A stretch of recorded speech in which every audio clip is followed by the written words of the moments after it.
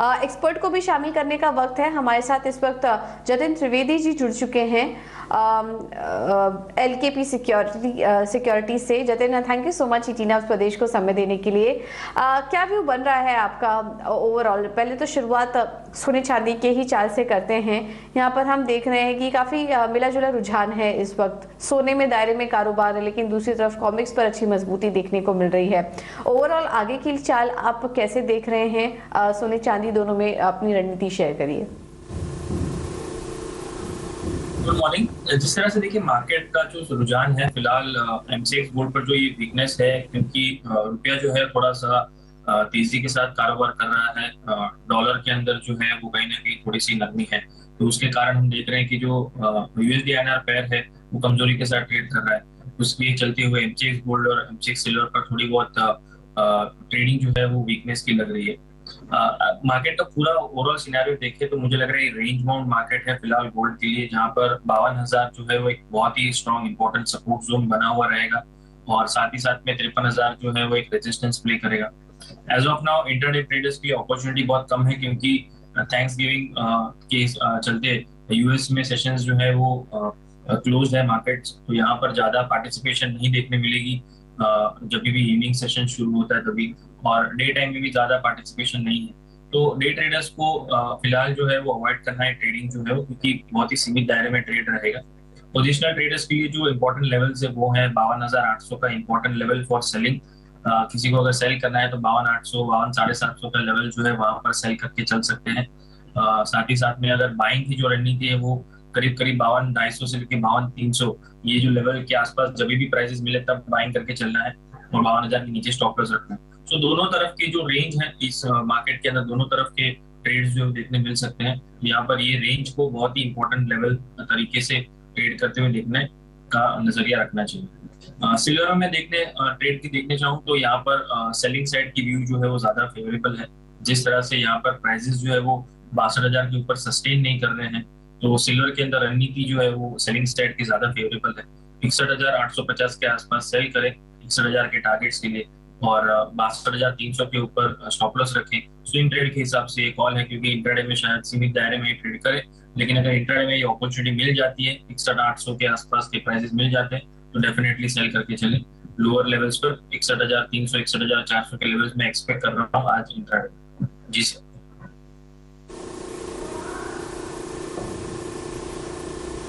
ठीक है, तो ये रणनीति सोने चांदी में दे दी गई है। जतिन, इस पूरे खबर सबको आपसे एक बार समझना चाहेंगे। ये जो प्राइस कैप के बात निकल कर आ रही है, इसके मायने थोड़ा समझाइए हमें। क्या कुछ इम्पैक्ट वाकई दिखेगा अगर ऐसा कुछ होता है तो? और आगे के लिए आप किस तरह की चाल एक्सपेक्ट कर रहे हैं कच्चे तेल में? देखिए, जब ये प्राइस कैप का जो रुझान अभी सेंटिमेंटल जो है वो प्ले कर रहा है, ऑलरेडी क्रूड के प्राइसेस में हमने देखा है कि पिछले 2-3 दिनों में अच्छी खासी उसके अंदर गिरावट जो है देखने मिल चुकी है। और अगर ये प्राइस कैप अगर जो यहाँ पर फिक्स हो जाता है कि 65 to 70 या 60 से लेके 70 के बीच में जो भी प्राइस के आसपास का जो अभी सेंटिमेंट चल रहा है, तो ये प्राइसेस के लिए डेफिनेटली एक नेगेटिव जो है वो रिएक्शन रहेगा। नीचे रिएक्शन भी आएगा, और प्लस साथ ही साथ में सेंटीमेंट जो है वो नेगेटिव रहेगा। और इसका असर हम देख रहे हैं कि मार्केट में प्राइसेस जो है वो क्रूड के हायर लेवल्स पे सस्टेन नहीं कर पा रहे हैं। ये पूरा महीना जो है वो नवंबर में हमने स्ट्रॉन्ग सेलिंग देखा है क्रूड के अंदर। वीक ऑन वीक बेसिस पे हर हफ्ते हमने देखा है कि 3 से 4% की गिरावट जो है कंटिन्यूसली देखने मिल रही है क्रूड प्राइसेस के अंदर। तो यहाँ पर नेगेटिविटी का ट्रेंड जो है वो कंटिन्यू लग रहा है मुझे अभी भी। जब तक ये डिसीजन की आउटकम फाइनल नहीं हो जाती तब तक ये सेंटिमेंट जो है वो नेगेटिव प्ले करेगी। साथ ही साथ में आपने राइटली पॉइंट किया कि चाइना के अंदर जो कोविड केसेस का जो अभी दौरा चल रहा है, उसके कारण में डिमांड को लेकर के जो चिंताएं हैं वो भी बनी हुई है। तो यहाँ पर क्रूड प्राइसेस के लिए पॉजिटिविटी कम, नेगेटिविटी जो है वो ट्रैक्शन ज्यादा है। तो सेल ऑन राइज की रणनीति ज्यादा फेवरेबल लग रही है। वीकेंड के हिसाब से भी अगर देखने जाए तो कैरी भी पोजीशन करनी आएगी, वो सेलिंग साइड की ज्यादा फेवरेबल लग रही है। 6500 के आसपास के प्राइसेस अगर बाउंस दे देते हैं आज के दिन में तो बहुत ही बेहतरीन लेवल होगा मेरे हिसाब से सेलिंग करने के लिए, 6700 के स्टॉप लॉस के साथ में। और लोअर लेवल्स पे 6200 6100 ये एक स्विंग टारगेट्स के हिसाब से प्लेस करके चलना है। मेरी रणनीति जो है वो कहीं ना कहीं नेगेटिव साइड की बनी हुई है। सेल ऑन राइज की स्ट्रैटेजी में अपनाने कहूंगा हमारे ट्रेडर्स इन्वेस्ट को।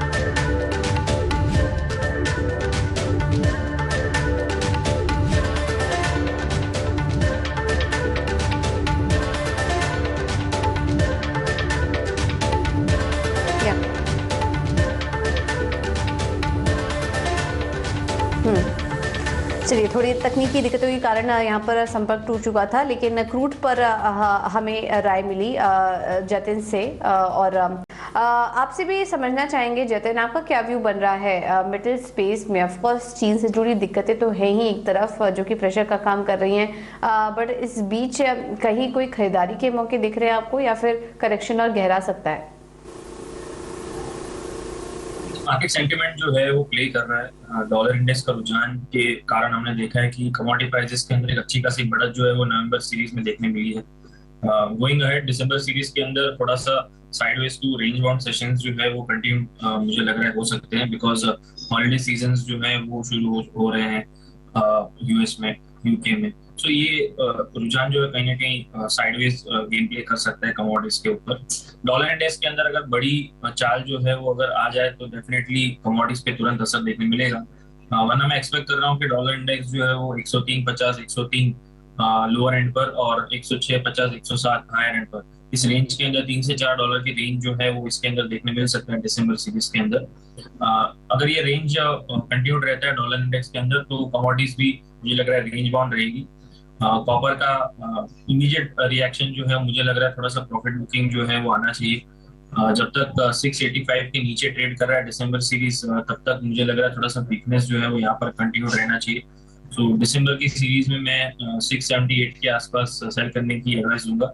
684 के ऊपर स्टॉप लॉस रखें, 670 का टारगेट रखें। साथ ही साथ में लोअर लेवल्स पे सपोर्ट भी है। सो पोजिशनल ट्रेडर्स जिनको सिर्फ बाइंग का रुझान रखना है, कॉपर के अंदर व्यू पॉइंट पॉजिटिव लेकर चल रहे हैं, तो उनको थोड़ा वेट करना चाहिए। मेरे हिसाब से 665 670 ये जो लेवल्स आते हैं वहां पर उनके लिए बाइंग के लिए अपॉर्चुनिटी रहेगी, क्योंकि जब तक ब्रॉडली मैं देखने जाऊं तो 650 के ऊपर जब तक ट्रेड कर रहा है कॉपर तब तक ब्रॉडली पॉजिटिव ट्रेंड है। लेकिन इमीडिएट बेसिस पे एक शॉर्ट टर्म में प्रॉफिट बुकिंग जो है वो आ सकती है। सो ट्रेडिंग पर्सपेक्टिव से सेलिंग करना है, लेकिन पोजिशनल ट्रेडर्स के लिए वेट करना है, लोअर लेवल्स का बाइंग। जी ऑलराइट, तो बिल्कुल, तो ये दोनों राय, दोनों तरफ की राय आपको दे दी गई है। अमित भी अभी अगर आपको खरीदारी करनी है तो खरीदारी का ट्रेड भी बता दिया गया है, लेकिन थोड़ा समय आपको देना पड़ सकता है। 675 के पास दिखे तब आप कॉपर में खरीदारी कर सकते हो। सेम जतिन की तरफ से भी राय है, लेकिन शॉर्ट टर्म के लिए थोड़ा करेक्शन है, तो अगर आप शॉर्ट टर्म ट्रेडर हैं तो कॉपर में आप बिग वाली करके चल सकते हैं। चलिए, फिलहाल इतनी ही चर्चा कर पाएंगे हम इस शो में। तीनों ही एक्सपर्ट का बहुत बहुत धन्यवाद। जतिन जी, अमित जी, तरुण जी, आप तीनों का ही बहुत बहुत शुक्रिया समय देने के लिए और तमाम कमोडिटीज पर अपनी राय देने के लिए। फिलहाल इस बुलेटिन में इतना ही। इस छोटे से ब्रेक के लिए रुकेंगे, लेकिन खबरों का सिलसिला आगे भी जारी रहेगा। बने रहिए हमारे साथ। नमस्कार।